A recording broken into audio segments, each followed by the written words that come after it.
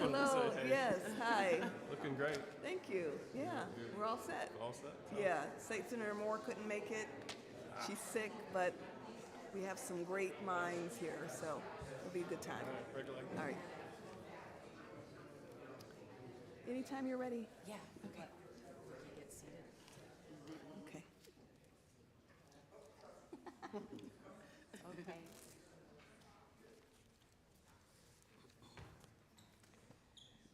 Good morning. First, apologies for the delay. We were waiting for Senator Moore. Unfortunately, she is ill today, so she cannot be with us, but thank you for your patience. And welcome to the Trumbull Community Campaign and to Holy Trinity Lutheran Church. I'm Pastor Kathleen Mills, and I've had the privilege to serve here in Trumbull for 7 years, which is hard to believe. And for, I think, about the past 6 years, we have been a member institution of CONECT, that is congregations organized for a new Connecticut, and it is through that partnership that we are here today. CONECT is a collective of churches, synagogues, mosques, temples, and civic organizations from New Haven and Fairfield counties, and we represent more than 30,000 people from different races, faith backgrounds, and living in both cities and suburbs. And we've joined together to take action on social and economic justice issues that are of common concern to all of us. And our congregation is grateful to be able to host this community campaign and to welcome some of our community membership and our civic leaders today. In these days in which we pray and hope and work for peace, most especially we think of Israel and Gaza and Ukraine and other places of conflict throughout the world, we can pray and hope and work for peace today, here, now. As a Christian community within the town of Trumbull, one thing that I try to instill in our children and also to regularly remind my parishioners is that we are called to love God and to love our neighbor. And sometimes loving our neighbor means getting to know our neighbor. This panel discussion and our time for conversation, I think, is a wonderful opportunity for us to get to know our neighbors. And getting to know our neighbors means listening and responding with compassion and with care, and hopefully seeking mutual understanding. So thank you again for being here this morning. And I now introduce Dr. Chala Fleming, co-chair of the Equity, Diversity, Inclusion Task Force. Thank you. You're going to stay there. You're going to stand up. Good morning, everyone. It's my pleasure to be here on behalf of the Edit Committee here in Trumbull. My name is Dr. Chala Fleming. I am a going on 12-year resident of Trumbull, and I live here with my husband and my 3 children, and I am pleased to be a part of this event. I want to share just a little bit about the Edit Committee and its work. So the task force was formed in 2020, and the purpose of the Edit Task Force is to strengthen Trumbull's identity as a diverse, equitable, and inclusive community.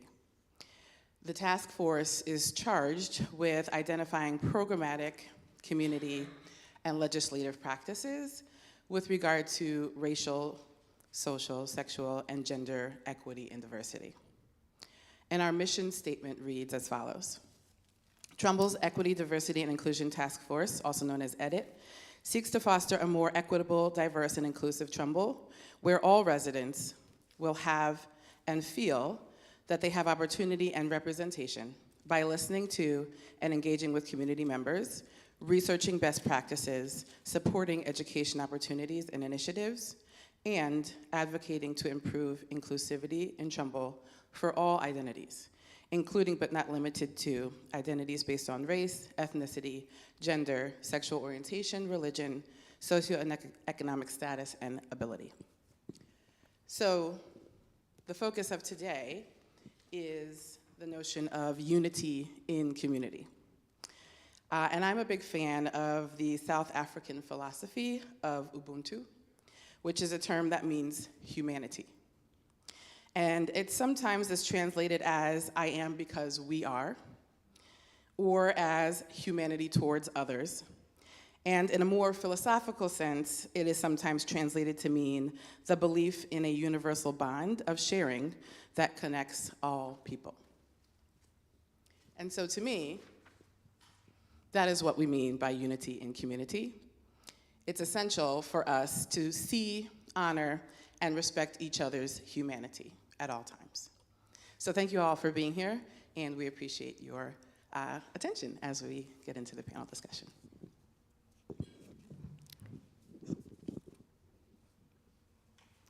Thank you so much, Dr. Chala Fleming. Thank you all for coming.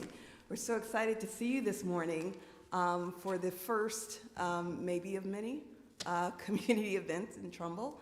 My name is Therese Gray, and I am a Trumbull resident, along with my husband Rodney Gray and my daughter Mirren, who signed you in when you came in. And I am also on the school policy board in Trumbull, and I also have lived and worked in Connecticut for some time in corporate communications, and I have a background in journalism, so I am the facilitator of this panel discussion today that you all are here to listen to. And with that, I'd like to introduce our esteemed panel. We first have some people you may recognize. First Selectman Vicky Tesoro, and Vicky is a committed public servant and volunteer who's lived in Trumbull for over 30 years with her husband Tom and her two daughters, and a dog named Linguini. She's a champion of public education. Vicky served on the PTSA for many years. She is also a founding member of TPAUD, and you'll let us know what that acronym means. It's now the Trumbull Prevention Partnership. That was the Trumbull Partnership Against Underage Drinking and Drugs when it was TPAW. Perfect. And in 2006, Vicky developed an innovative drug and alcohol prevention program at the high school that did include a curriculum. She served on the town council representing District 3, and some of you may know that she's running for re-election. We also have the chief of police for Trumbull, Michael Lombardo. He has been also a resident of Trumbull for over 30 years. Are you guys neighbors? Is that? Yeah, we're neighbors because we live in Trumbull. That's right. So he's been a part of the Trumbull Police Department since 2015, hung up his hat from Wilton, but then I guess you had got the bug again and came over to help us stay safe and secure, and is leading that department for some time successfully. So Chief Lombardo has a bachelor's degree in criminal justice from Sacred Heart University and a master's in criminal justice from BU, Boston University. And he is a big proponent of community policing, believing in the effective communication with town residents as a cornerstone of prevention and detection of crime. So welcome to you both. And you all had the pleasure of listening to Dr. Chala Fleming, and I'll just briefly say that you were born and raised in New Haven, actually, before you moved to Trumbull in 2012 with your husband and 3 children. So I am very pleased to have all of you here and delighted to begin the conversation. So I wanted to start things off with a question to you, Dr. Fleming. Traditionally, Trumbull has had marginal diverse representation. Still, neighbors from different cultural and racial backgrounds don't appear in large numbers here. So why even talk about inclusion as opposed to adaptation? Like when you move to a community, you adapt to the community. Why bring your own culture into it? Yes, thank you for the question. So anecdotally and sort of qualitatively, based on the last 11 years that I've spent here in Trumbull, I see a very clear increase in the diversity as I look around town, walk around my own neighborhood. And I went to the 2020 census data to just confirm what I feel like I'm seeing anecdotally. And so the 2020 census data reflected that population of people who identify as white declined more than 10% between 2010 and 2020, while there were drastic rises in the population of other subgroups. So the non-Hispanic Black population increased 53%, the Hispanic population increased 69%, the non-Hispanic Asian population increased 61%, and those who identify as multiracial, that increased 238% between 2010 and 2020. And I'm a big fan of going to dictionaries as a sort of grounding for what we mean by certain terminology.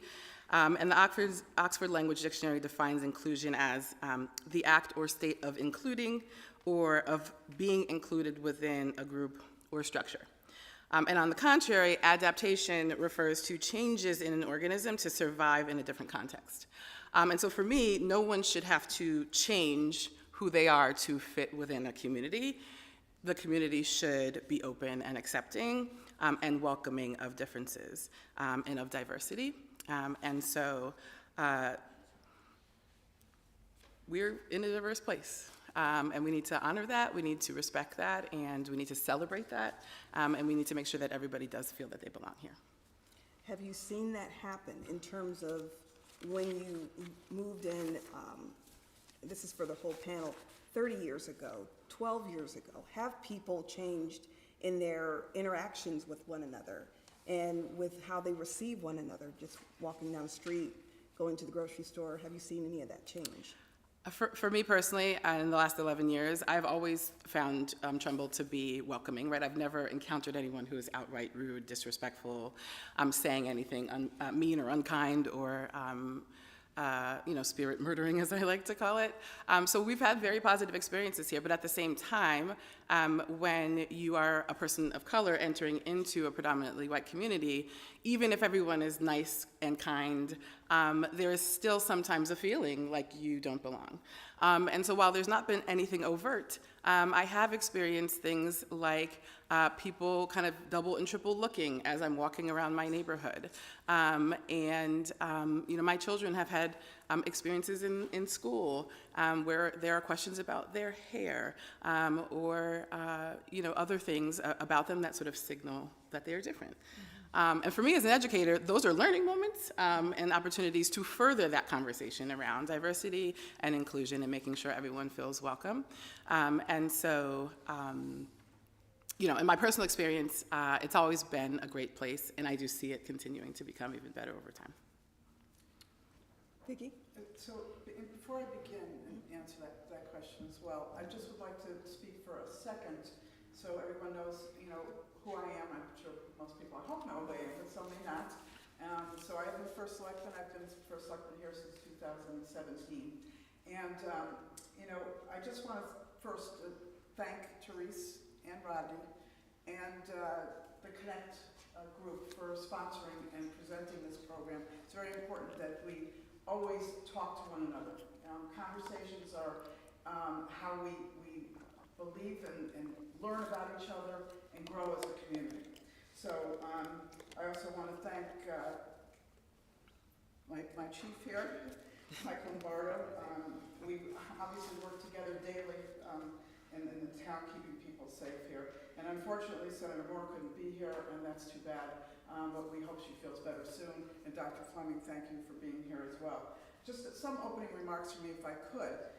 Trumbull is a wonderful community in so many ways. Great schools, wonderful parks, ample recreation opportunities, and a fantastic group of first responders. Our police are here today, Chief Lombardo, some of our great police officers sitting in the front row with us. And so one of the best distinguishing characteristics of our community is that in spite of all the great things here, we are always striving to be better. We do that in a way that is sadly becoming more and more rare. We do it by, as I said just before, talking with one another, listening to different points of view, and respecting the uniqueness of each and every citizen. This event is an example of how we, as a community, learn and grow. Today is not about our police who are represented by our chief. It is not about politics or blame. Instead, this is about learning how we as a community can keep each other safe the right way.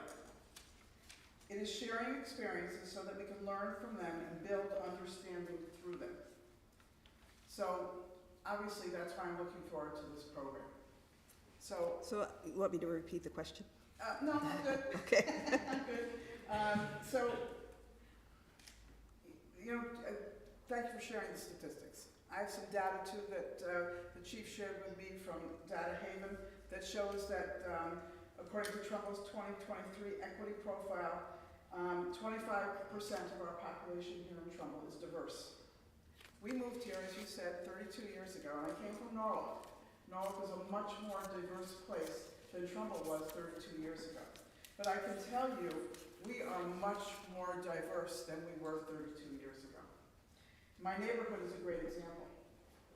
My next door neighbor is of Indian descent. Next door is a family from Poland. Next door from them is a family from China. So we are a diversity right within my own neighborhood, which also reflects our town. Our town is much more diverse, and that is a good thing. So I'm not speaking today here for Dr. Semmel, but I will tell you the Trumbull Public School Equity Position Statement includes the following language. Trumbull Public Schools consciously commits to providing learning environments and opportunities that are inclusive, student-centered, and equitable through our beliefs, words, and actions. Trumbull Public Schools are places where students have a strong sense of belonging through appreciation of their own culture and heritage, as well as those of their diverse classmates. The purpose of EDIT is to strengthen Trumbull's identity as a diverse, equitable, and inclusive community. So those are a lot of words, right? And they're great, but actions speak more than words. And I have seen in the time that I've been in Trumbull that we, as I said, have become much more diverse and much more open to talking with one another. But we have more work to do. To say that, that we have all these statements and policies is great, but we have to work at them together as a community. So I don't believe that inclusion and adaptation are mutually exclusive. When a new family joins our community, it more than likely takes some time to feel part of the community. Those families from a diverse background, no doubt that sense of inclusivity may take longer. It is our job as a community to make sure everyone feels welcome and included here. I certainly want and strive for every member of our community to feel included and have the same opportunities no matter their race, ethnicity, gender, sexual orientation, or religion. I want to just follow up with a question, if I may. Sure. So you talk about policy, you talk about some of the things that people are supposed to feel. What if they don't? We talk about working and trying to get to a place of belonging and feeling like you're included here, but people are still walking around feeling like they're excluded. People are still feeling like they're being challenged for walking in a different skin. So in terms of changing hearts and minds, that's something we can't do, but talk a little bit more in detail about some of the things that we can do. Well, I think what I made reference to is programs like this, events where people talk and meet with each other and share their experiences, because I don't fault anyone for the way they feel. I can't, right? I'm a white person, and I don't have the same experiences a person of color has. I can't fault that person of color for how they feel. But what we can do is offer opportunities to gather as a community, to talk, whether it's in our schools, in our churches, in our synagogues, in the grocery store. I meet lots of people at Stop and Shop. So it's just different places that we meet one another and we can converse and make each other feel that we are part of a community together. We're all neighbors here. We all shop in the same stores because we only have one grocery store. That's another subject. We have many different other kinds of stores we go to. We go to our recreation. We go to the parks. We're all in the same community together. We should take the opportunity to speak with one another and share our feelings and make people of color share their feelings on how it feels when somebody does that to them. It has to be a terrible feeling. We all suffer from prejudice. I have in my life in other ways, so I know what that feels like. So it's about talking, sharing, giving people the opportunity to come together and have a community conversation. Great. Chief Lombardo, anything? Good morning, everybody. Before I begin, I do have a short statement that I did want to read. So I want to introduce some people here. Two of my police commissioners are here. I don't think there are any others here. Vice Chairman of the Police Commission, Angelo Magliocco, and Member Mary Beth Thornton are both here. I also have some police officers here. I have my second in charge, Assistant Chief Burns. I have Captain Lopes, who's in charge of our patrol division, and then I have our training officer, Sergeant Fedor, and then I have Officer Manza, who is in training right now as well. Some of the things that I think are important for everybody to know, I just want to talk a little bit about our department, because some people may not know some of the things that we do to reach the community and to be a part of the community. So yeah, obviously I'm a big proponent of community policing, and I always have been, because I believe, and I think it's part of the bio that Therese had read, is I believe that effective communication is the cornerstone of building trust within a community, but it also helps to prevent and deter crime. We have instituted many initiatives that the department, in our department, that are very important to reaching out to people, not just Trumbull residents, but anybody who even is in Trumbull. We have a coffee with the cops events periodically throughout the year. We have something that is coined Cones with a Cop at some of the ice cream places, just to meet people in a non-agenda location, non-agenda atmosphere and location. It doesn't have anything to do with a call. It's just, hey, I'm here. I want you to know who I am. I'm a police officer. You may not know me. I'm just like you. I drink coffee every morning, and I do the things that you do with your family, and I have a family. It's a non-agenda setting to get to know the officers that are working in your community, and so the community understands that, hey, they're no different than anybody else. It's an very approachable setting. More than a year ago, we secured a federal grant for a police officer to work full-time at the Trumbull Shopping Center, at the mall. First time the department ever had that position available. And I need to thank Assistant Chief Burns, that was his brainchild, for getting somebody down there full-time. We've had to pull back on that a little bit because we have a lot of shortages within the department, but nonetheless, it is still a position that we hold. We have a substation that's there because of, again, a lot of the work by Assistant Chief Burns, because he has recognized, and we in the department have recognized, that that's really, a town or a city within itself, and I want people to know that we're there and that we work with them all the time. We've organized, in 2016, I organized a community discussion on race and policing in the United States. It was welcomed and sponsored by the Greater Bridgeport chapter to NAACP and its past president, George Mintz. Some of you may know who he is. We have worked and met with the Equity Committee of Trumbull. We have the officers do walk-and talks. They get out of their cars. Walk-and talks means get out of your car because you're not approachable there. You're just driving by, and get out and talk to people. They do it in every school in Trumbull every day, and they do it in the shopping centers every day in Trumbull. We have Tip a Cop, which is where they serve food to people at restaurants to raise funds for Special Olympians. We have participated in a law enforcement torch run to raise funds for the Special Olympians within Connecticut. And that's part of, again, getting to know the neighbors. We began a bicycle patrol about 9 years ago, where the officers, again, they're out of their cars. It's about community policing. It's about connecting with people, and it's about people getting to know them as well. So if there is a call or if there is an incident, that person whose home we may go to, or a car accident, wherever it is, they may know that. There's a better chance they'll know that officer who's responding, and they'll have that level of comfort. That's a big goal of ours. I mentioned some of the things. We're just now, with the support of the First Selectman, very close to hiring our first social worker who will work for the police department to help people in crisis. We're not social workers, we're not psychologists, but we go to many calls throughout the year where people are in crisis. So what we want to do is have a social worker available who can do follow-up with that person or that family, explain to them what services may be available, connect them with those services, and kind of do follow-up and case management. The School Resource Officer Program, we began in 2016. We have an officer who's now assigned full-time at the high school. We did have 3 at one point. Again, 2 of them had to come back to patrol because of some of our shortages.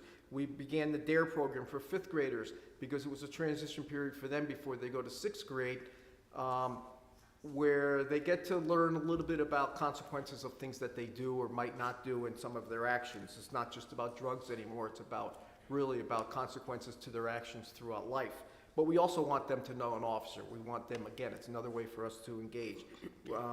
As the First Selectman had mentioned earlier, Tuport, the Trumbull Partnership Against Underage Drinking. We've been a member of that for years. I think Tim Fedor, Sergeant Fedor, was one of the charter members of that way back when. We have a police cadet leadership program, strengthening our bonds with the youth.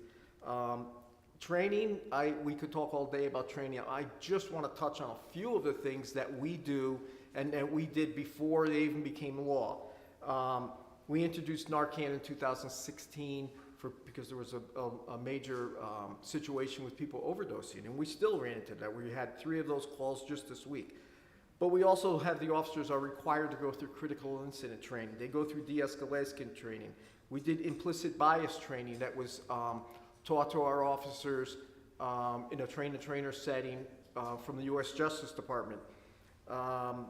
Police and the public, stress management, law enforcement and citizens with special needs, cultural awareness and diversity training, procedural justice, bigotry and bias crimes, problem-oriented policing, just to name a few. But one of the things that I can probably touch on later on is when we talk about people calling us and sending us on perhaps inappropriate calls, racially motivated, our call takers, the dispatchers who take those calls every day, they're trained to try to weed out as many and vet those calls as much as they can. They have certain questions that they'll ask. So I just wanted to kind of touch on some of those things. I know it was a lot, but I did want to get that out. No, appreciate that, Chief. And you listed a lot of things, a lot of efforts. It sounds like it's a continual effort by the police department to try to be proactive, to try to nip things in the bud, to try to make this an equitable place for everyone. But there are incidents that do creep up. There are profiling incidents that happen. Do you use those, do you count those as learning opportunities for your officers? Do you use the information maybe from EDIT to say, okay, we need to pivot here, or this will actually work? We need to do more of this? Yeah, I mean, we've been, as you said, it's an ongoing process, the training. It's hard for me or any of our officers to see things through other people's eyes. But we do rely heavily on the public to be our eyes and ears and to call us when they think something's afoot, they think something is suspicious. I mean, we've all heard the phrase for many years now, see something, say something. So, but that does not, we do not want calls that are just because somebody looks different in my neighborhood and they're walking up the street or whatever the case may be. It's got to be, what are they doing wrong, okay? And if the person cannot articulate something to us that the person is doing wrong, we're not going to send a police officer to go check on that person because it's just not something we do. Pivoting and learning from experiences, we do it all the time. The body cameras have been a great help to us. The body cameras we put on the officers in 2016, about 5 years before it became the law in Connecticut. So we review those for not just to see was everything handled correctly, but they're training opportunities for us and for our officers, regardless of what it may be. Maybe it's just effective communication. Maybe it's just whatever it could be. So we use that a lot, and the officers use it also, so they can see. Sometimes when you're in the moment of something, it's hard to see things from a bigger picture, so you can step back, or we can step back later and look at the report and then look at the body camera and say, okay, it might have been helpful to perhaps approach this situation like this instead of how you did. So it's always a learning process for all of us. To this day, myself included, we're always learning something new, and that's why training is so important to us. And you also have a police commission that you rely on for feedback as well. We do. We have 5 members of the police commission, as I mentioned. At least 2 of them are here right now, and I communicate with them on a regular basis. We have monthly meetings. They're aware. They're really the civilian oversight board for the police department. Yeah, it's important to keep that conversation going, because even though you train your officers, the community can't be trained. The community can't. We can't tell people how to act and respond. So I think these type of discussions are very valuable. And, when it comes to safety, I just want to amplify the fact that, putting officers in situations that something is made up by a person that, said, oh, someone's breaking into my car, but it's not true. Mm-hmm. It's a safety issue for officers as well as people in the neighborhood, because if you can't trust the information, you don't have that trusted partnership with civilians, how does that impact the force and how you're able to police us properly? Well, that's one of the reasons why the call taker, where the call initially starts in our department before a patrol officer is even sent to check on somebody or a car or a noise that might be suspicious. The person taking the call, answering the 911 or answering our routine number, will ask try to gather as much information as they can about whatever's occurring, whatever the other person's seeing, because we're not there, we don't have their vantage point of what they're seeing, we have no way to perceive what they are, so we try to ask questions about a description of somebody. So they, obviously, if they do end up having to send an officer, the officer knows who to look for or what to look for. And then they ask, well, what is the person doing wrong? Tell us what the person's doing wrong. Because, as I said earlier, otherwise we're not going to the call. It's just that simple. And I can tell you, we listen to phone calls also, not just the body cameras. We listen to phone calls also that come into our department for a variety of reasons. And sometimes, for that very reason, to make sure that the dispatcher did their job in vetting the call and sending officers appropriately. Yeah, that's extremely important, like I said, for both sides, for the law enforcement side and for civilian sides. I want to go back to you, Vicki, in terms of, you're, obviously I mentioned you're in the re-election phase. We have a few weeks before we find out, what the next step is in Trumbull, but we want to really look at the way that you are a politician and how community is important to your agenda in terms of what you stand for and how you interact with the community, not just in this election season, but as you govern. How important is that community voice and the neighbors that you mentioned, their feedback as well?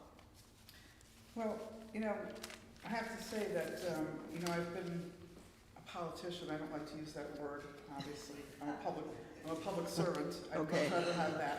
All right. Obviously, community is important to me as the leader of this community. And I have certainly over the number of years I've been involved as a volunteer many years ago, and through my service as an elected official, have reached out to the community always, just like I am here today. You asked us to come, and we're here to speak because I think this is just vital to our community. So, and I think, when I'm knocking on doors now, and even when I'm not knocking on doors, I speak to members of the community. Everyone in Trumbull wants the same thing, right? Or they should want the same thing. We are a community. We're all neighbors. They want a safe and high-quality community. That's why they chose Trumbull. This is a community of choice. But everyone wants to feel welcome, wherever they are. You want to feel welcome in your job. You want to feel welcome in your neighborhood. You want to feel welcome in your school. You want to feel welcome in your home, in your own home, right? So everybody, as I said, should feel welcome here, and that's what I strive for. I said that earlier in my opening comments. I want everyone to feel included and welcome here. But I'm not naive. There are people who don't, and so that's why programs like this are so important. So it's always been my vision that Trumbull should be a safe community that welcomes all. You see signs around our town that says there's no room for hate here. Well, there's no room for hate anywhere. But I will tell you, I hope in our own community, there's no room for hate here. So my vision for all of our citizens is the same, right? I want all of our residents to be welcome and included here. It's very important, as I said, for people to have a sense of community. I'm not sure people want these things presented differently, but what I am sure is everyone, as I said, wants to feel comfortable, included, and welcome. So I hope that answers that question. Well, just if I can follow up, I just was wondering, you mentioned, the drug program at the high school, and you started, you worked a lot with finance and taxes, making sure they're fair. So just getting that community feedback when it comes to, equity and inclusion, establishing the edit task force, things like that. Like what, as a part of your agenda, as you have served to this community, has pivoted, from the feedback from different cultures and people from different backgrounds, and listening to them. Well, again, when we talk to people, people just seem to be happy in Trumbull. I mean, like I said, entirely happy, but they seem to be happy. You know, when I started the underage drinking program at the high school, and when we founded Teapot 17 years ago, again, that was another way to help the community that was struggling. We had very, very high underage drinking rates in Trumbull, the highest in our region.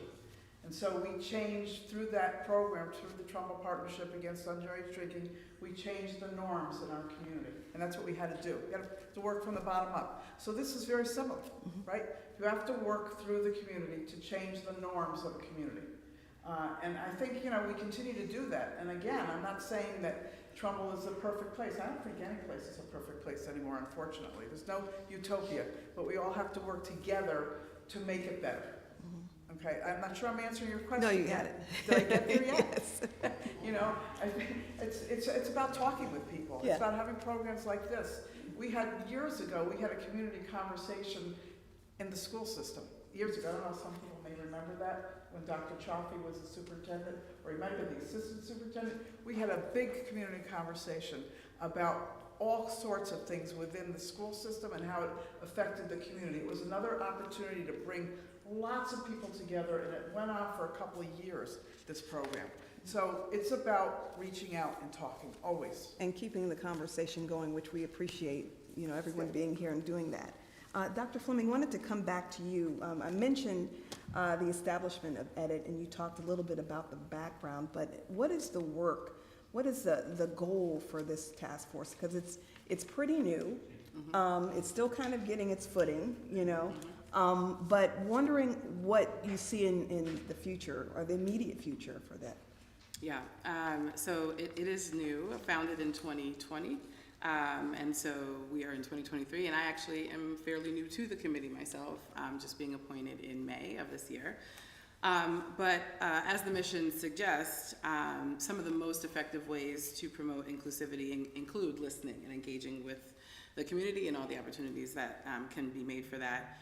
Researching best practices, supporting educational opportunities, and advocacy, and just, you know, making sure that we're consistently advocating for inclusivity of all identities. And so, in my experience, as someone who followed the committee closely before becoming a part of it and now on the committee, I feel like the work that we have done aligns directly with that. There have been several public forums that the committee has hosted, where the community has been invited to attend, to just speak and share their experiences.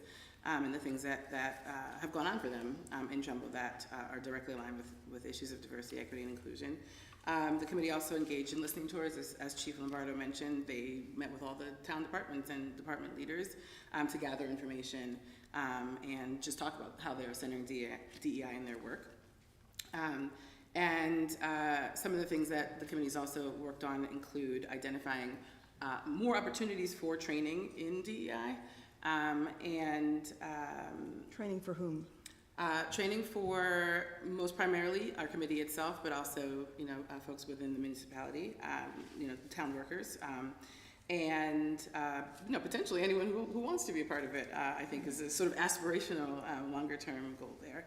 And so we also initiated some opportunities to collaborate with other groups in Fairfield County that also do similar work. Like Team Westport and the Weston DI Committee, and also Stand Against Racism in New Canaan. So we are working to try to do some partnering across different towns to learn what other people are doing and just broaden the scope of the work.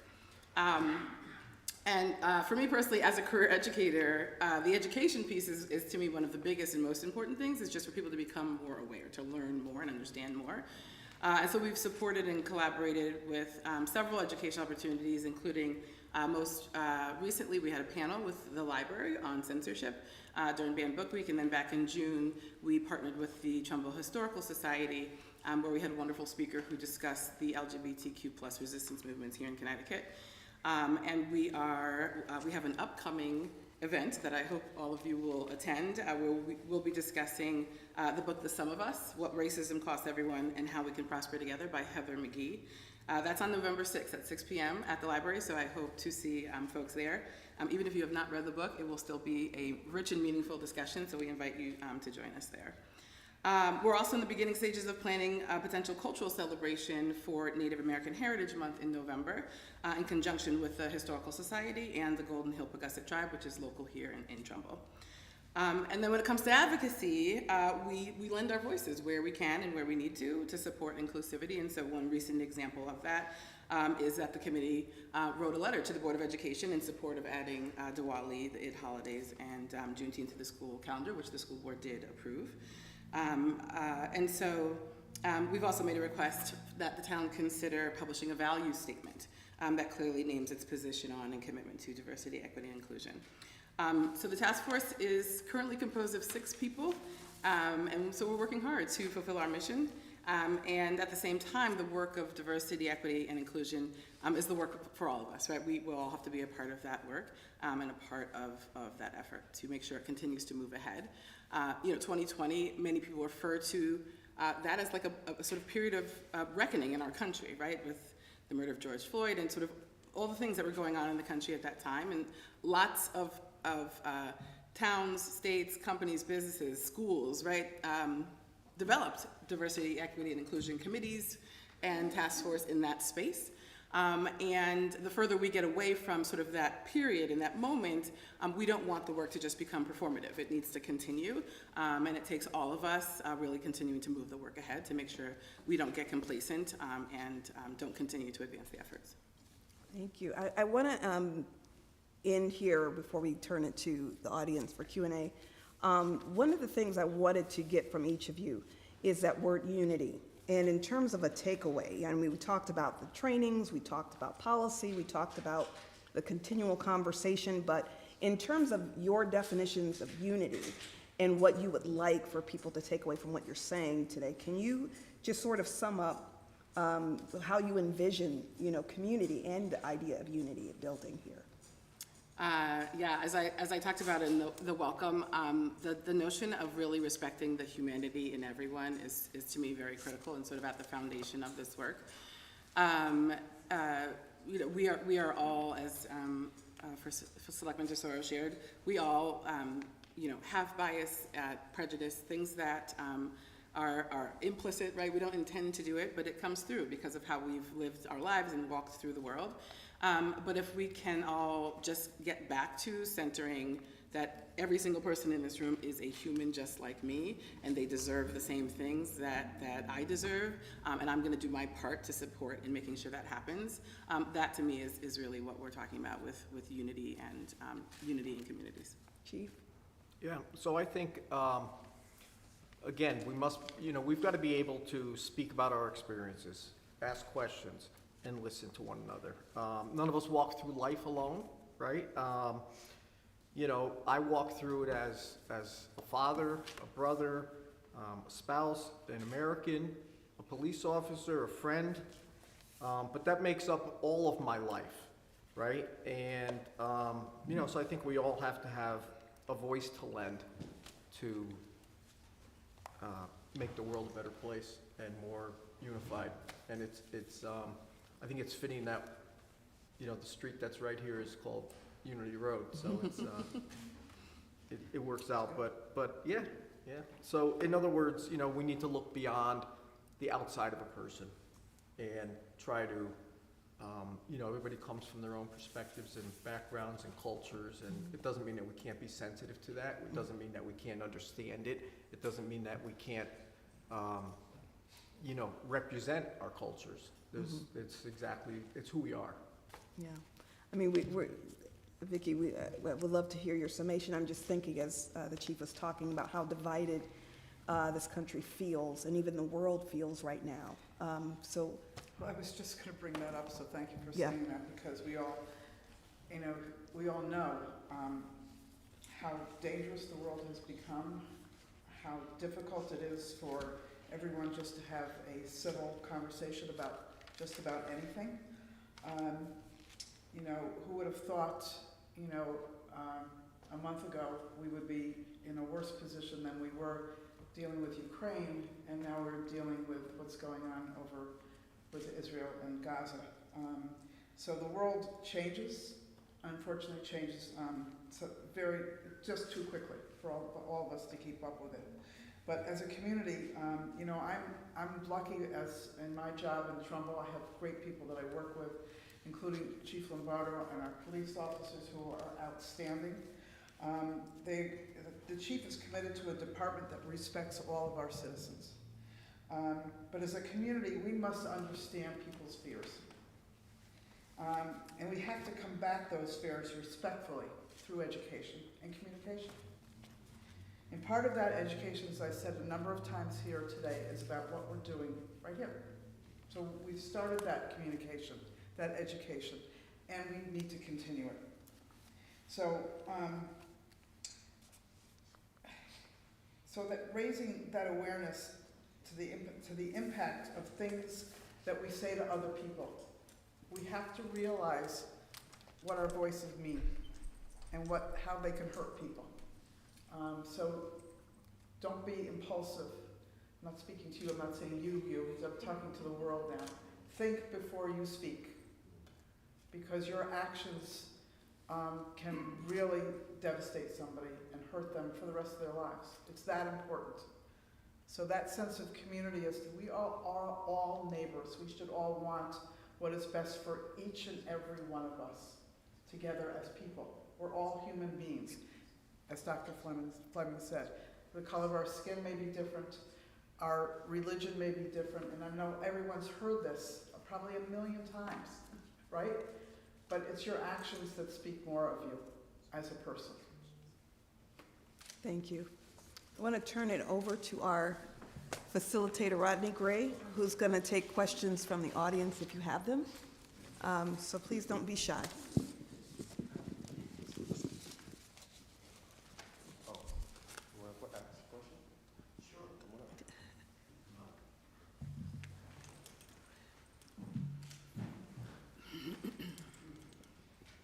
Hi, everyone.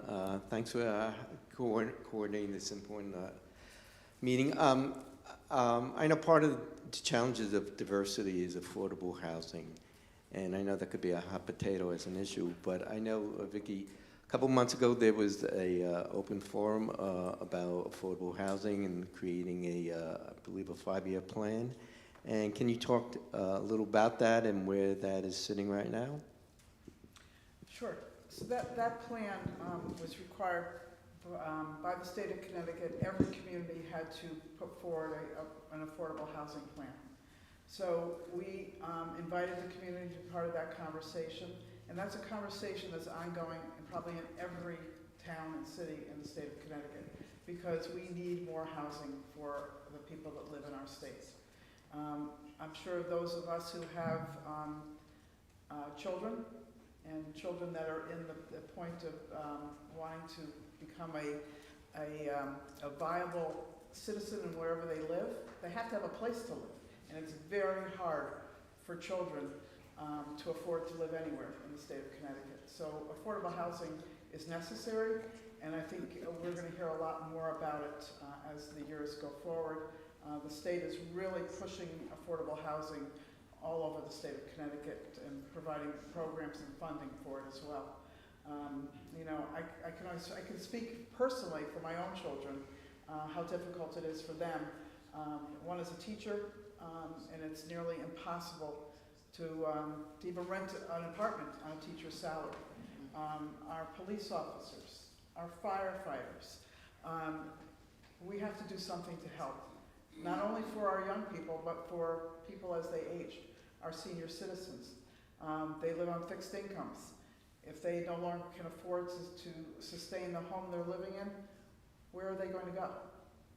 So we need affordable housing for our young people, we need affordable housing for everyone, and we need affordable housing for our seniors.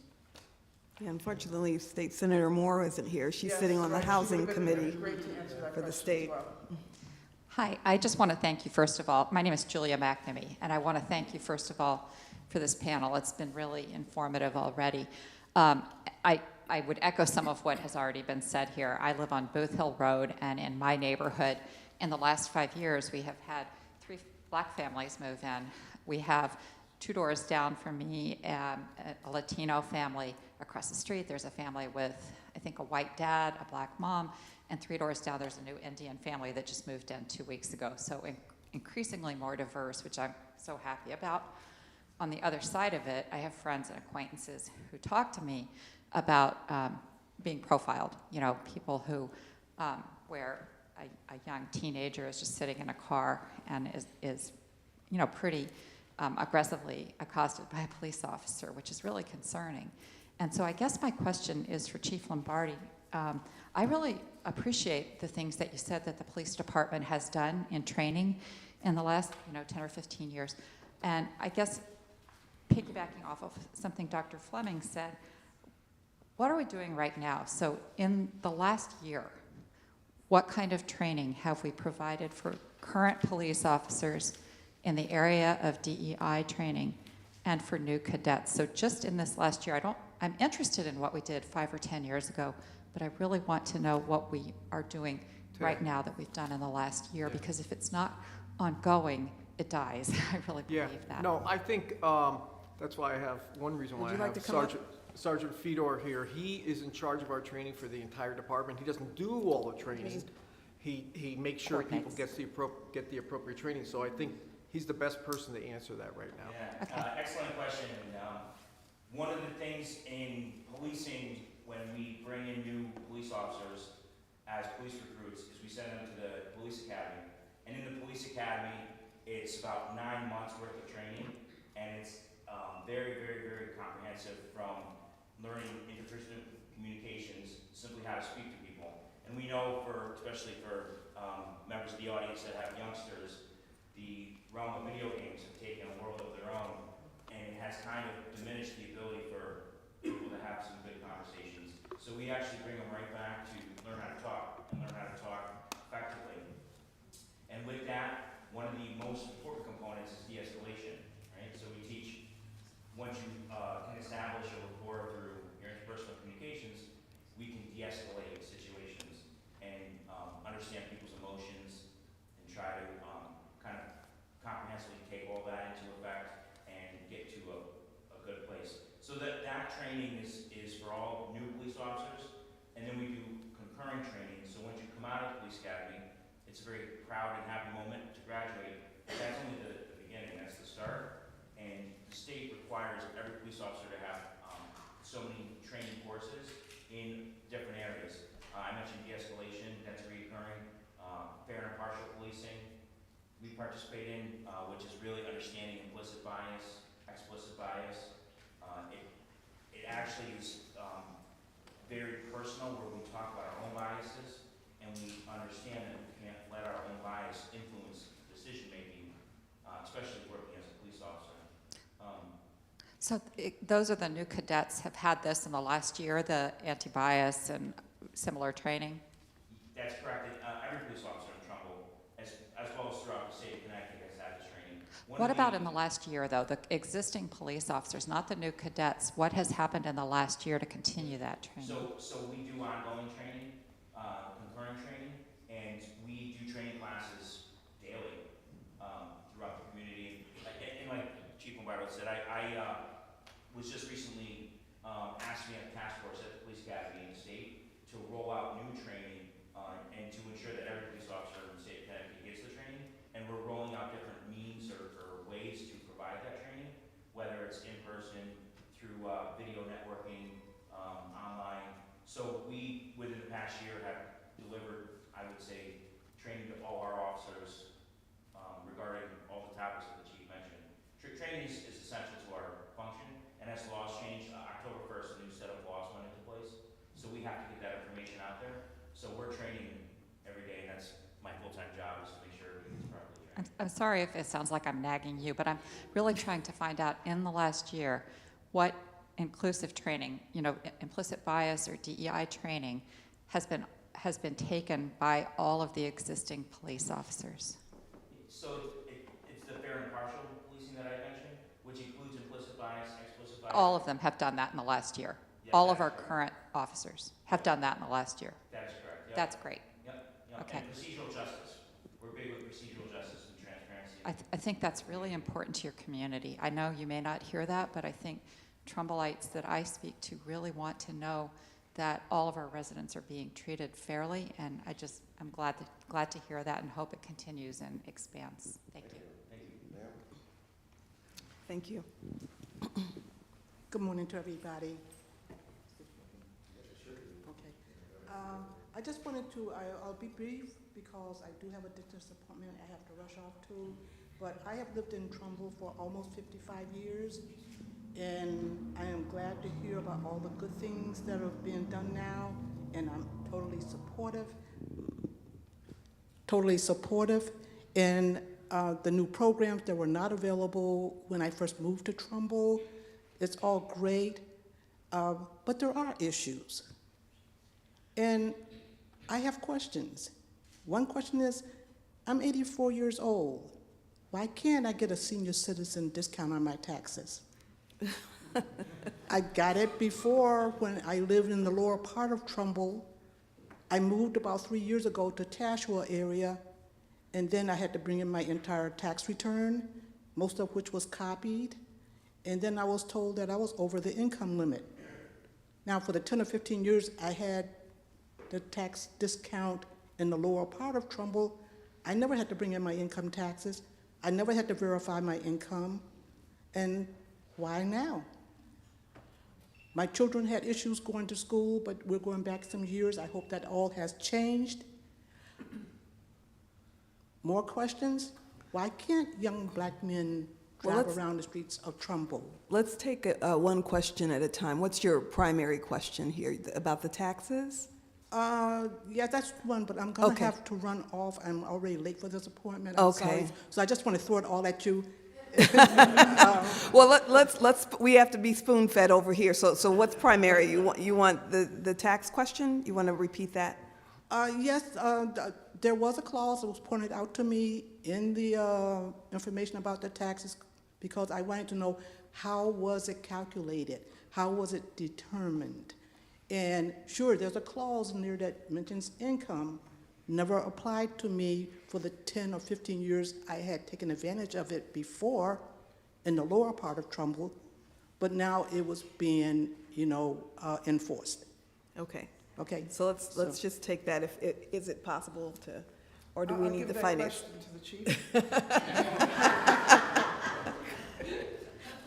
So, hi, how are you? Good, how are you? Good. I can't really answer your question to the fullest here because it is based on your income, and there is an application that's filled out between, I believe it is March and July of the upcoming year that you have to apply for our tax credit programs.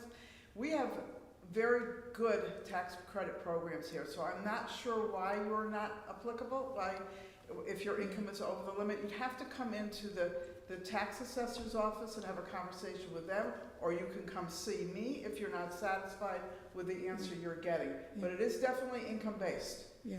But we do have a very liberal program here that was actually made even better a number of years ago. So, and there's two different programs. Mm-hmm. There's a tax credit and there's a tax deferral. So you may be able to take advantage of the deferral program if you can't take advantage of the credit program. Right. So, but I can't answer unless I know more information. Yeah, I'm just trying to understand why it was not enforced before. It could have changed. The guidelines So, could have changed. So yeah. I can't answer it unless Okay. I know your particular situation. Okay, I'm not trying to lower my income taxes here today. I'm just trying to say there are some issues. And I would have to ask too, why can't a black man drive around the streets of Trumbull without being stopped for anything specific other than driving while black?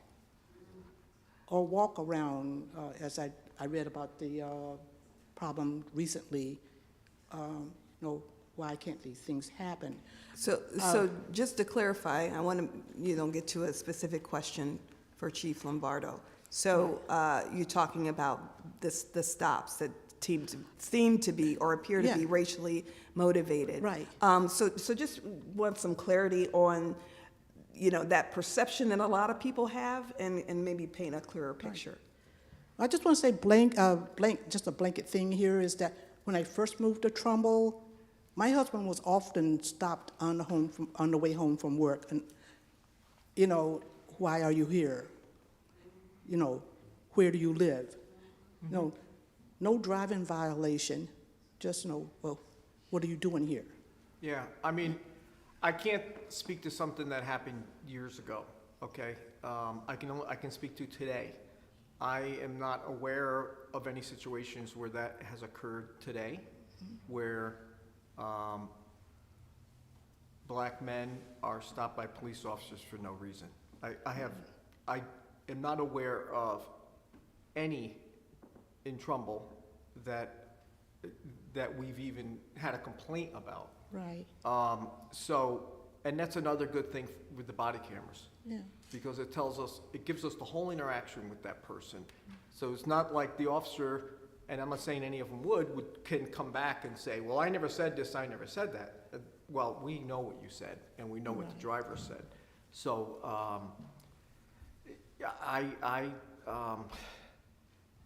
I'm hard pressed to find a situation where that's happened. I mean, if you have, I don't know, why Wasn't that someone is your recently understanding, stopped? I guess.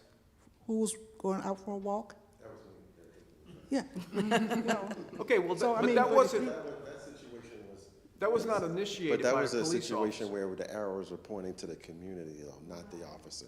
Yeah, So the thing here was, and I'm glad the officers are here now, is it's how do I build relationships with the police officers so if something like that happens again, they know who I am, they know who my family is.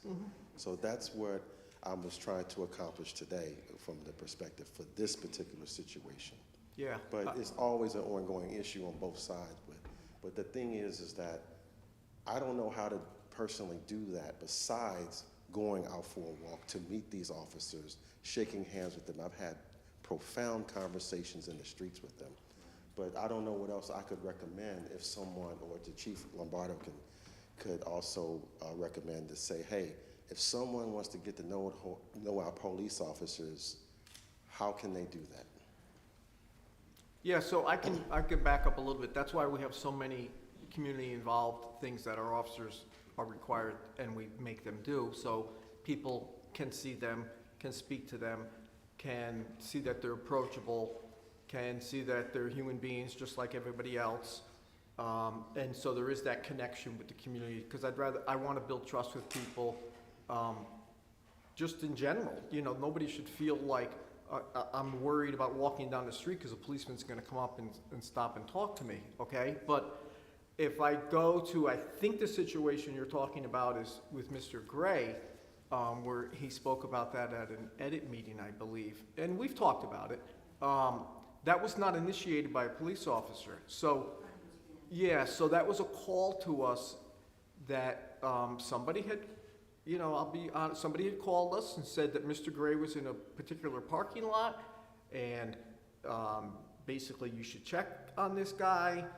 And the officer on the desk, as they're supposed to do, said, well, what is he doing wrong?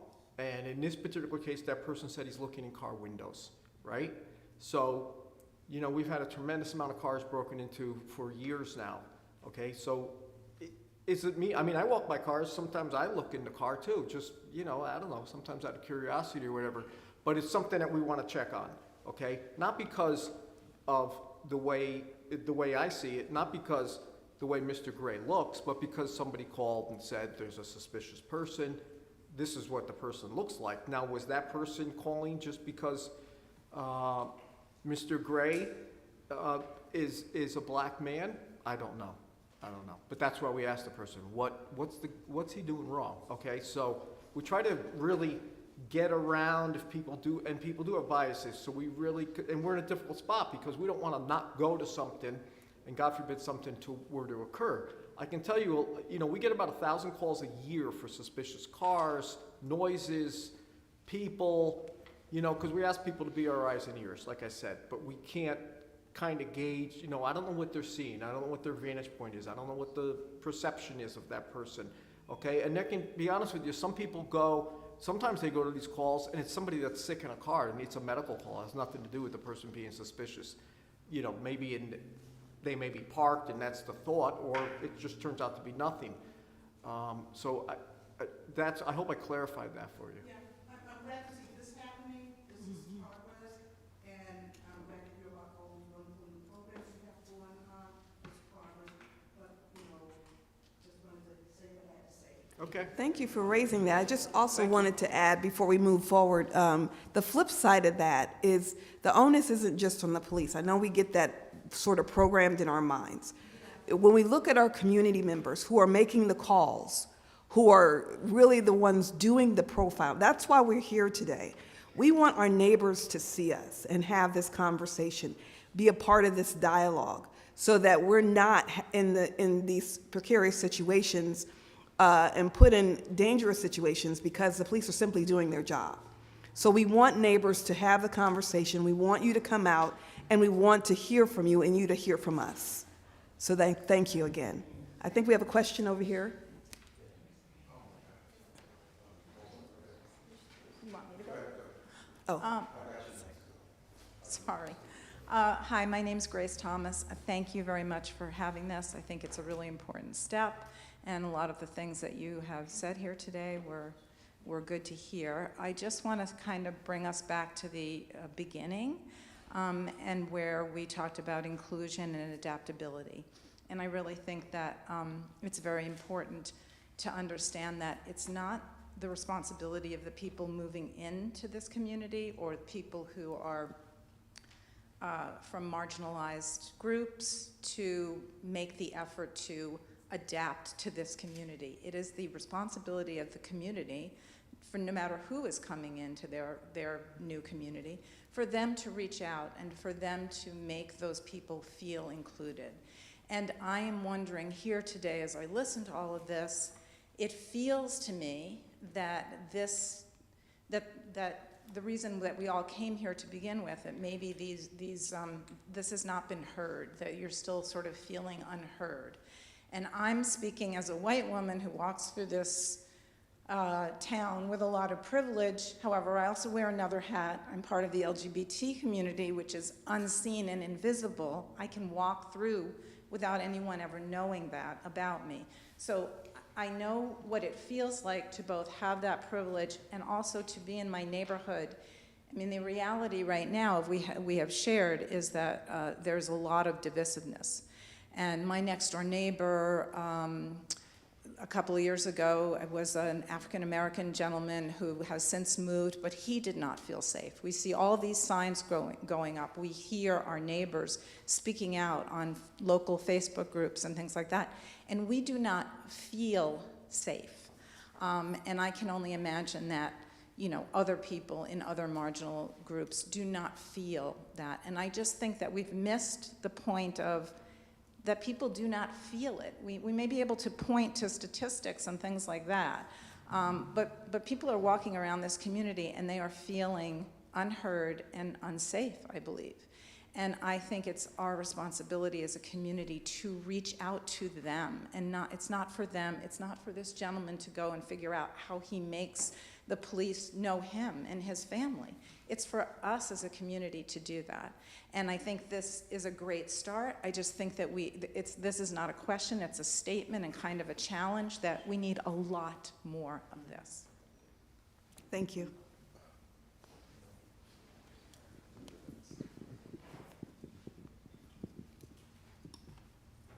Thank you. I want to thank everyone who organized this today. This has been great. As the last speaker just said, this is what it's all about. It's all about conversation. I want to say something positive.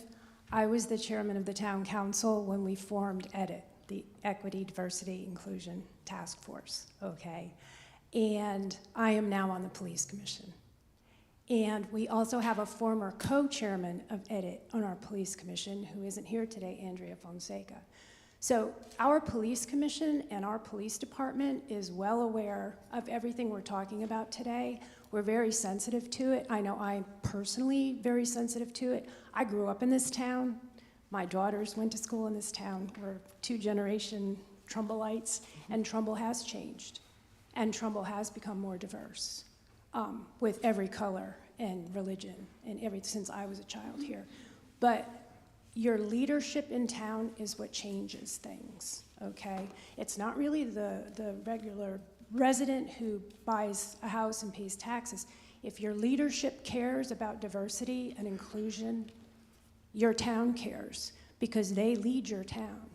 So I just want to say from my perspective, you have a great police chief who cares about this, he's aware of this, he's doing his best. You have a great first selectman who feels the same way and promotes the same diversity and inclusion. So to me, that's positive, and I feel like I can say that because I've been so involved in this community forever. And if there are things that other people in this room can do to make people feel included and a part of Trumbull, then it's up to you. You need to do, each one of us has to do it.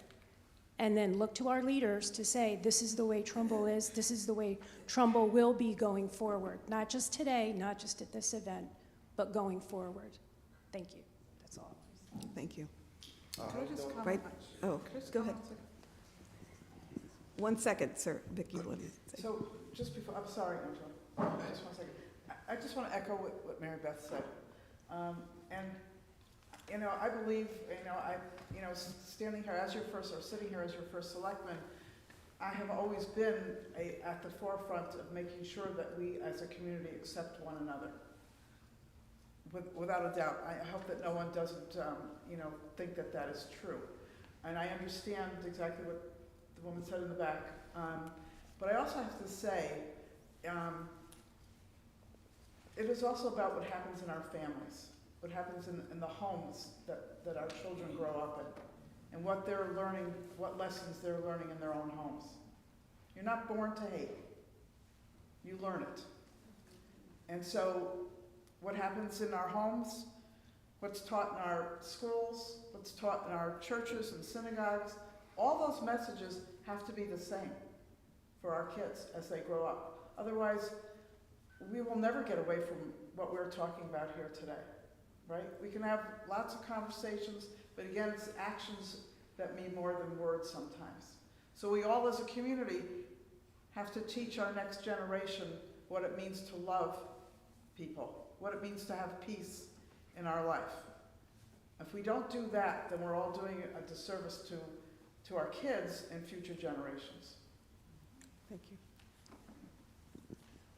Well, first of all, I'd like to thank everybody for taking time out of their day to come here. Obviously, it's a Saturday afternoon. I've lived in Trumbull my whole life, 49 years. So I went to the school system, I played sports, I had diverse teammates, and for the past 9 years I've been on the police commission. I can tell you that we are in a better spot than we were in the 80s and 90s when I played sports in school, grew up with, and still live here. Going through my middle age, it's gotten better. And is it where we want it to be? No, there's always room for improvement. But I could tell you that with this leadership in front of me, they do everything possible to get it right. I encourage all of you to either look online, look at our minutes, come to a meeting, and you will see that there is a section in our monthly meetings of training. And you can see every officer that either takes training for hostage situation, the diversity, whatever they need. That is the #1 thing with our leadership, is training and putting our officers in the best possible position to be who they are. The body cams is a tremendous asset to us because it tells us that we're doing a good job. And all I need to say is, let's hang in there, we're getting there, and what Vicki said, I can only control what's in my 4 walls. I can control what I teach to my kids, and hopefully they'll teach to their kids. But it is better than it was 30 years ago. Thank you. Want to take one more question? 2 more. Oh. And the gentleman. Hi, everyone. First of all, thank you so much for having this panel. This has been really terrific, and thank you to you all for being here and committing to this. I'm Sujata Gadkar-Wilcox. I'm a sort of visible person of color in this town that's run publicly for office.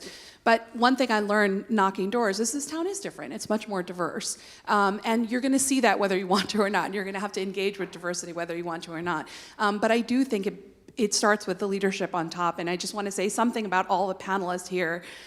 First of all, the first time I spoke to Chief Lombardo, he mentioned to me on his own that he had reached out to the NAACP when he came here. That kind of commitment is what we need. We need people who are committed, who are open, who can listen, which he does. Vicky is a friend, but somebody that I got involved in politics in because I admire her as a person. I know that she listens, she's trying to create programs, that she cares about diversity and inclusion, and that's what we need to sort of as a foundation for this work. Dr. Fleming has done an incredible job with EDIT and really bringing inclusion to the public.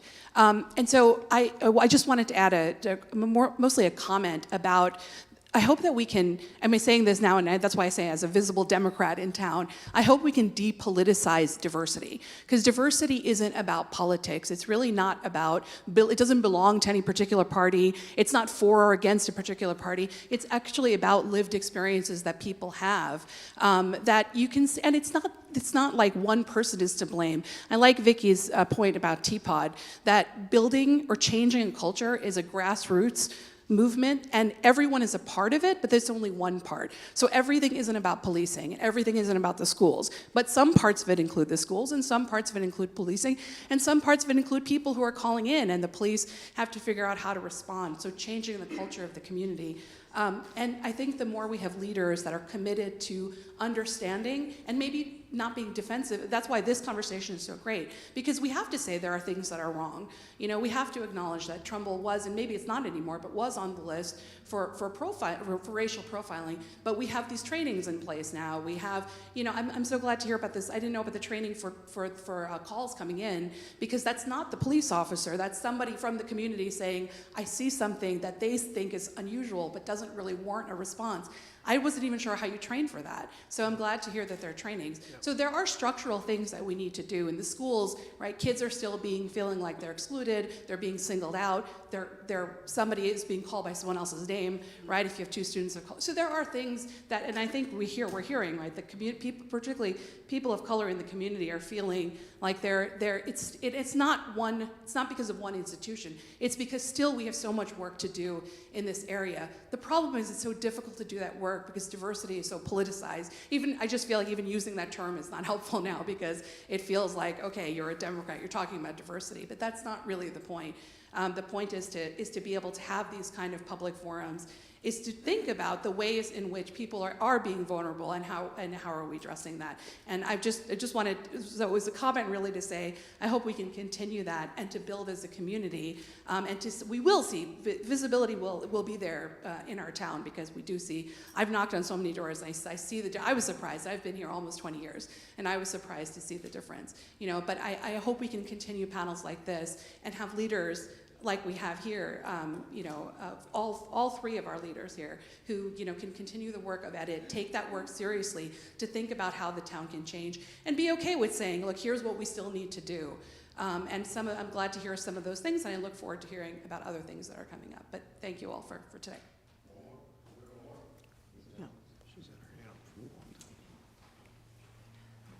Once we conclude, I hope you all will join us in the fellowship hall for refreshments.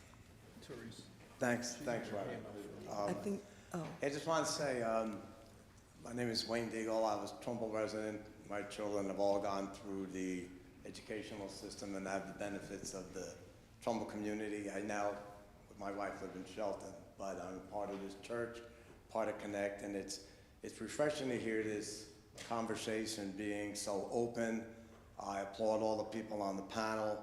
I also want to thank the police department for their ever-continued support in a time where it can be difficult at times to do their job. I say that as a person that's been around a long time.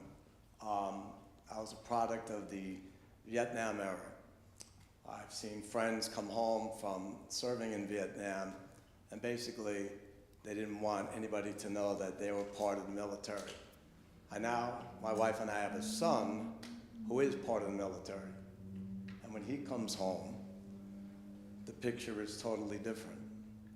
I guess my point in saying this is twofold. CONECT, along with all the religious organizations, along with all of us in this room, do a lot of volunteer work. We do a lot of volunteer work without asking where it's going, who it's supporting. We just had a Islamic food pantry fundraiser about a month ago. They support the greater community of Bridgeport And if you go down to the Islamic Center on Park Avenue, any Sunday, you will see hundreds of people getting the support from the churches, the synagogues, the mosques of this area. So my point is, there is an underlying current of good.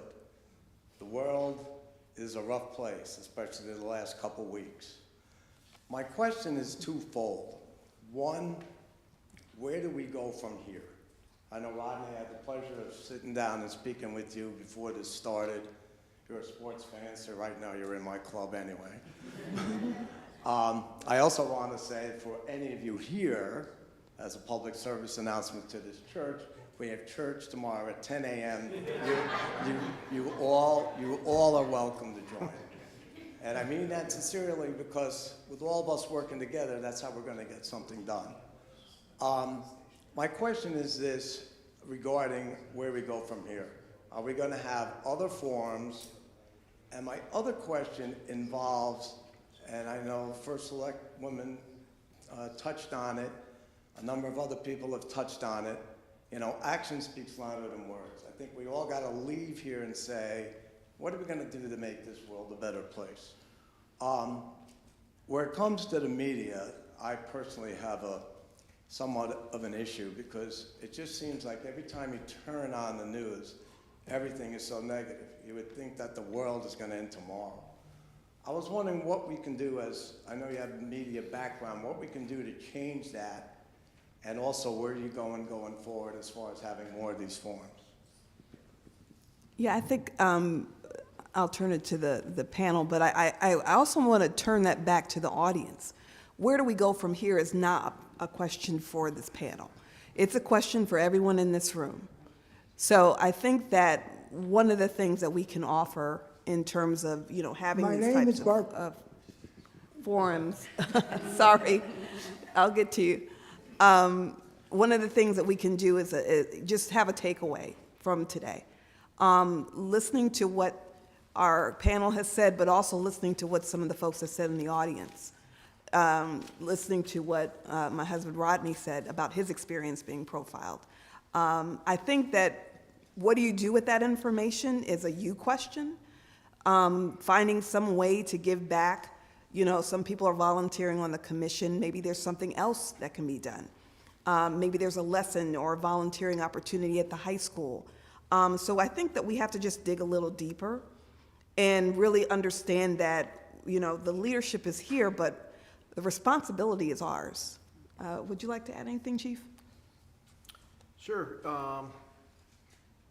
As Sergeant Fedor said, and what I've been saying all along is, you know, we're doing as much as we can to be as approachable and reachable and community-oriented as we can do. And we try to do a tremendous amount of training, and it's for everybody's sake. It's so when the officers go in the field, they have a high level of policing that the community is deserving of, right? So that's another reason why we do so much training, is because we want to offer a high level of police services to everybody. So, you know, I think there's probably a high standard that we hold within our department.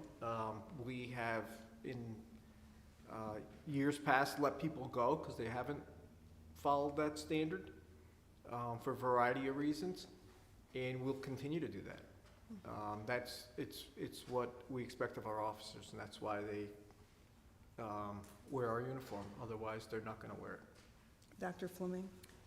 I would offer, as you said, Therese, that it is about each of us choosing what we're going to do and how we're going to move work forward, because it can't be just the work of the 6 members of EDIT, it can't be just the work of the folks up here, just the police department, just our educators, et cetera. But if you're looking for something concrete to do, I recommend coming to our book club discussion on November 6th, the Sum of Us. Typically, the open forums for folks to address their concerns for the edit committee happen in January. And so when that time comes around, join us, share your story, tell us what's happening, so that we can then use that information to move programming and things like that forward. Lots of folks here today identified neighbors who have moved in that identify in this way or that way or the other way. Did you just notice that? Or did you go ring their bell and say, hi, welcome to the neighborhood. Here's a basket of flowers. Here's some cookies. My kids would love to play with your kids. Those are all actions that we can take that support the inclusivity and the true feeling of welcome that we all strive for here in Trumbull. Vicki? So, I think I've said it a number of times already, but I'll just echo what you said, Therese, and what you said, Dr. Fleming. We are a community together, and that's what makes up the town of Trumbull, is all of us. 37,000 people in this town. So it's all of our responsibility to make our neighbors feel welcome when they come into your neighborhood. As I said, my neighborhood has totally changed. I've lived there 32 years. It's probably changed 5 times with different people living there. And the people that live there, we all become neighbors and friends with one another because we did what Dr. Fleming said, knocked on the door and said, hi, welcome to the neighborhood. You know, how can we help you?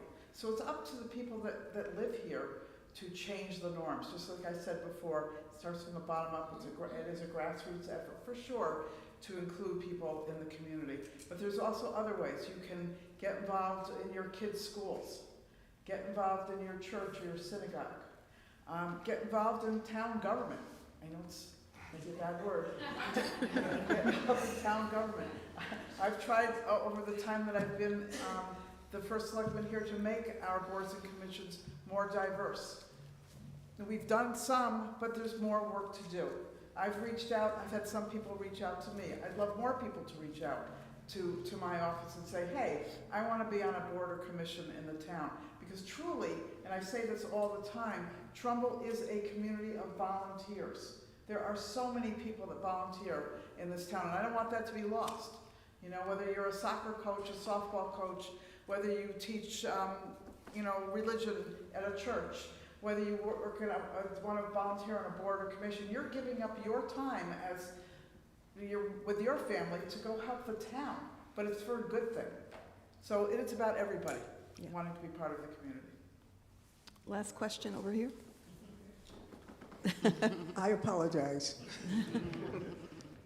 I've lived in Trumbull since 1974. Trumbull is my home.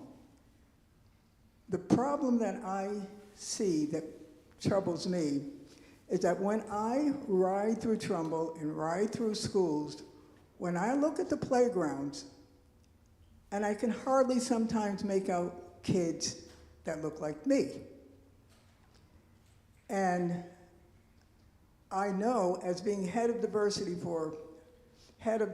diversity for a university in the state of Connecticut for mental health, I kind of understand it a little bit. And so I understand that it's not really a problem of the town. I love this town. You guys are wonderful. But I know that there are ways that things can be done that are not in the hands, that need more help in the town to make that diversity grow. Because when I think of inclusion, I feel that I am included, because if I don't pay my taxes, if I stay out of the way of the law, I'm fine. Nobody's going to bother me. But how about the younger people that are coming up, that are having children, that don't have other ties and whatnot? They're new. And it's just their parents and when they see their relatives. What can be done about something like that? Just to clarify, what can be done about the diversity on the playgrounds? What can be done about what exactly?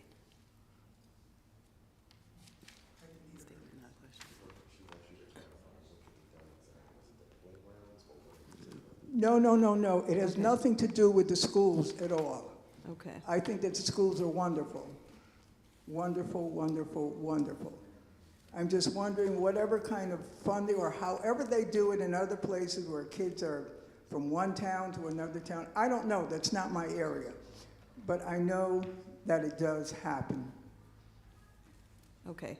So how do we be more inclusive of the younger generation? Dr. Fleming, you want to take that on?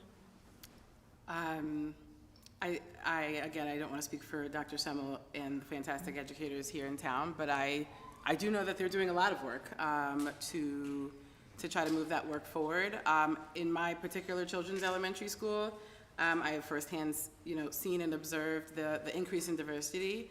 I serve as, in addition to my work on the Edit Commission, I am the co-chair of the PTA Diversity Committee at Tasha's School. And so I know that a lot of the other schools also have a committee like that, that's a part of the PTA, that does work to help support. The schools themselves have groups of teachers who work to advance diversity in the school system, and all the way up to the district equity leadership teams, and they're doing lots to support that work. I don't know if you're referring to the Open Choice Program, but Trumbull does participate in that, and so we do have children who are coming from Bridgeport and other places who do get to come and be a part of our school communities. And so I mean, for me, the most important thing is awareness and education.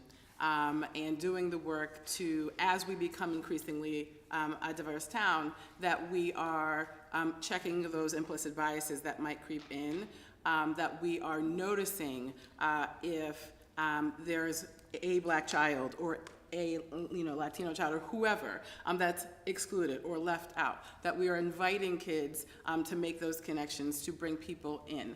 And in my experience, that work is definitely being done at my kids' school, and I assume it's being done across the town for sure. Thank you. I think that concludes our panel, unless Can I there's... just add to Yes, that? sure. Yeah, real quick about the children. We have a police cadet program that's been in existence at the police department for years that Sergeant Fedor oversees. And that is about inviting the kids in and teaching them what it's like to be a police officer. They go through certain training, they go through certain competitions, which they've done very well at from throughout the state.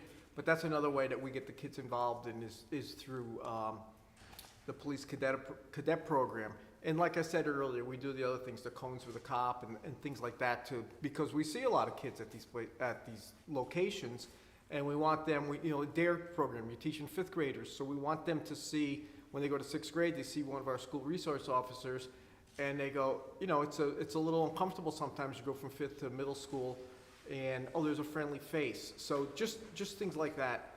And another way to do that is we're hiring police officers. So if anybody in your audience is looking to apply, or somebody who wants to apply to our department, please apply. We'll be happy to work with you to get hired in our department if you would like to. And the person to contact for that is Lieutenant Falkenstein. And I think that's really about, we try to do as much as we can. Now, obviously, like many other agencies, we're short some resources now. We can't do as much as we'd like to do.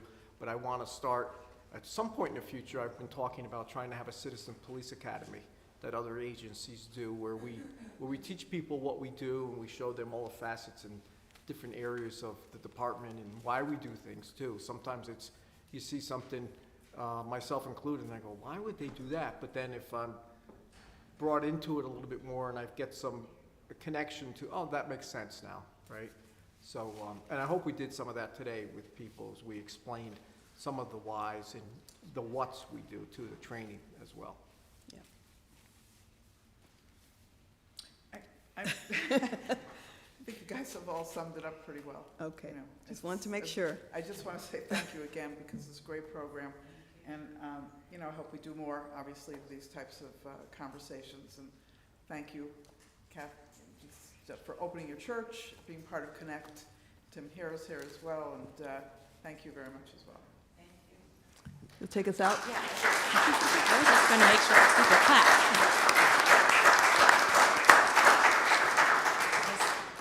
I won't keep you any longer, but please, if you didn't have a chance when you came in, if you wouldn't mind signing in at the book in the narthex, but then also please be welcome to stay for some refreshments and more conversation if you're willing. And thank you again to our panel and everybody who organized this, and to you for your time and your care and conversation.